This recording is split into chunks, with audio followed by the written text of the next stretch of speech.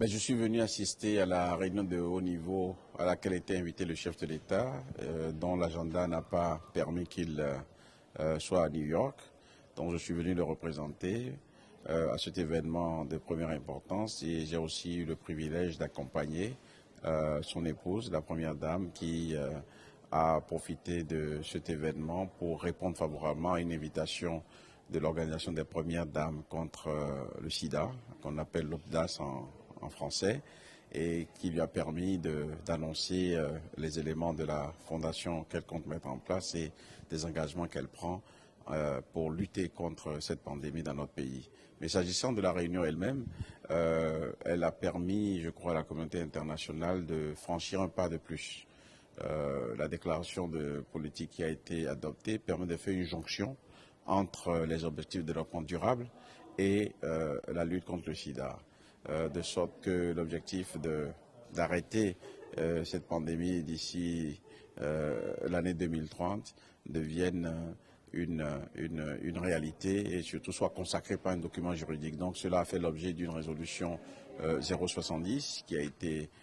adoptée hier par acclamation et qui a donné aussi l'occasion d'un débat à l'Assemblée générale où des chefs d'État ou des représentants des chefs d'État et plusieurs premières dames ont pu prendre la parole pour exprimer l'engagement de leur pays.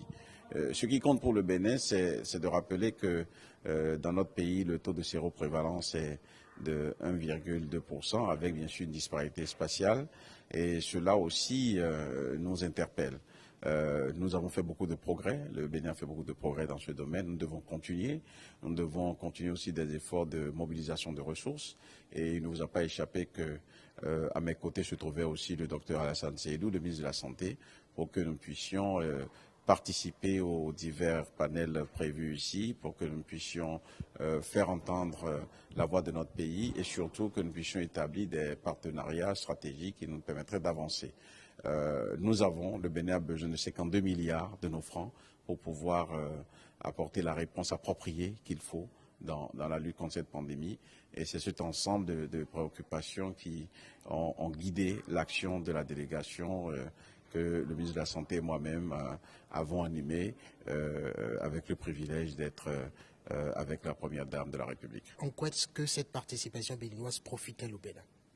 Elle profite au Bénin parce qu'elle permet au Bénin non seulement de rendre compte à la face du monde qu'il fait des progrès, elle profite au Bénin parce qu'elle permet aussi d'attirer l'attention sur les gaps financiers qui existent, mais aussi de rencontrer des personnes qui comptent dans ce domaine-là, de rencontrer des institutions qui comptent dans ce domaine-là, qui peuvent s'engager avec nous dans des actions décisives et concrètes. Vous savez que la démarche du gouvernement du Nouveau Départ, c'est d'aller vers les questions concrètes et d'apporter des questions concrètes, de ne pas rester dans la généralité. Et c'est ce que nous avons essayé de faire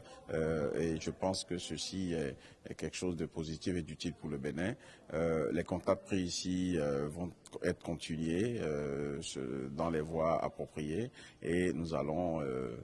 faire en sorte que les citoyennes et les citoyens de notre pays profitent de ce qui existe aujourd'hui de mieux en matière de réponse contre le VIH. Nous sortons d'une rencontre de la première dame avec le directeur exécutif de l'ONU-SIDA, M. Michel Sidibé. Et là aussi, nous avons abordé des questions très concrètes. Et dans quelques jours, une mission de l'ONU-SIDA se rendra au Bénin pour travailler avec les autorités, pour travailler aussi en appui à la fondation